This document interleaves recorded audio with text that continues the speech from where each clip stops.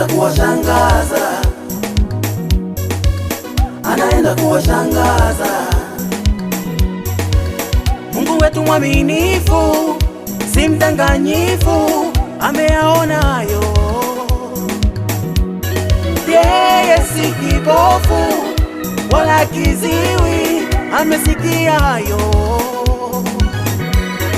Yeye hachelewi wala hawai, ujibu kwa wakati wake.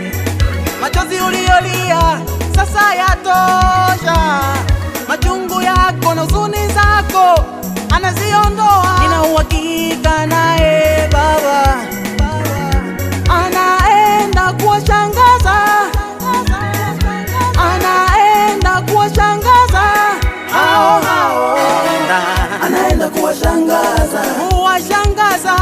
Mungu anaenda kuwashangaza, ahadi zake zote ni kweli, anaenda kuwashangaza.